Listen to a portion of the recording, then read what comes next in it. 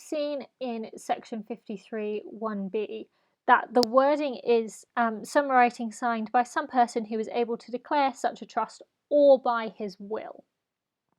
So testamentary trusts mean a trust that was created in a person's last will and testament, which is what happens, basically the document that sets out what you want to happen to your property when you die.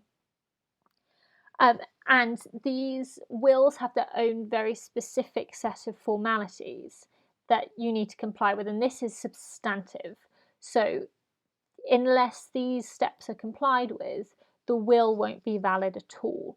And that doesn't matter whether or not there's land in the will or not, or whether it's just chattels, or whether it's just an amount of money, or whether, it's half of England. It doesn't matter.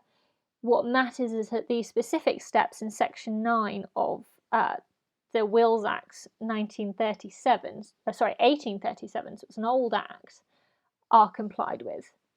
And these are, it needs to be in writing. The testator, so that's the person who's making the will, has signed it. The signature needs to have two witnesses who also sign in the presence of the testator. So sometimes with a witness, they actually can sign later. For a normal deed, it's not advisable, but it can happen. If somebody signs it and then somebody witnesses it and then maybe it's sent in the post to them, they can sign it a bit later. But they're saying, yes, I did witness it on this day. But for a will, technically you can kind of acknowledge a will. It's not good practice. But it needs to be, the actual witness also needs to sign in the presence of a testator.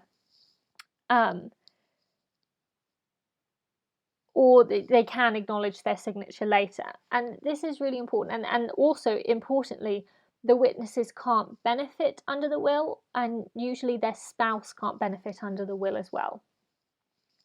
Why are there these extra requirements? Well, if you think about it, the only time a will is going to be contended is when the person who's made it is already dead, and so they can't give evidence as to what happened.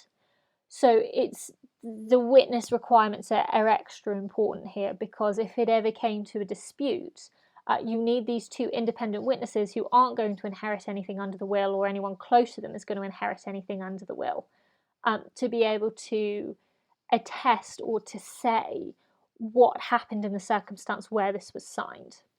And that's why wills have such strict requirements. So if you're giving away land in a will, and wills do tend to create trusts. So what happens is you leave all your property to an executor, so it's probably someone you trust or a professional, and they will go about doing what's normally quite a long process if there is a lot of property to be distributed. They'll be the people who go to the court and bring the will before the court, and they get something called a grant of probate, which is a document saying, yes, this is a will and these are the executors. And then they'll show that to the bank or the mortgage society or whoever else is holding whatever chattels are there, and then they will take that, they'll pay tax on it, and then they'll distribute it to the beneficiaries under the will. And that creates a trust, and that's normally because people who have money to leave don't necessarily want to leave all that administrative bother, or maybe it's a little bit complicated, or maybe they want to leave everything to their children and their children are very young. And so a will pretty much automatically creates a trust. And then within that trust of the executor, you might be able to set up other trusts. So if you've got quite a lot of money and you don't want your children to get it as soon as they turn 18, you might set up a trust to hold the land for them until they're 25. And we will talk about secret trusts in another talk. But the important thing about testamentary trusts is that you don't have to have this requirement of having it in writing in the same way you do with an inter vivos trust. So that's a trust made while the settlor is still alive. But you're going to have it in writing anyway, because it's got to be in the will. And the will has to be made following these steps, following these extra steps. The important thing about a will is if you want to leave your land to someone in a will and you write out your will, that doesn't automatically create a trust, because the testator might live another 40, 50 years, and they might change their will in that time, and they're at absolute liberty to do so. They're not under any obligation under their will. So it doesn't create the trust there and then when it's signed.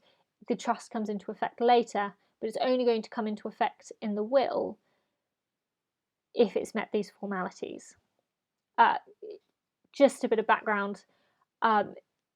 If a will is invalid or there isn't a will, there's a set of rules called the intestacy rules that will say how property then needs to be distributed. So if you don't make a will, normally your spouse, your husband or wife, gets the bulk of your property.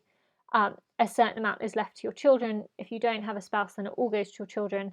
And then if you have neither a spouse nor a child, it follows a list of different relatives depending on who will get your property. So it will be your parents first, and then your siblings, and then nieces and nephews and cousins all get ranked.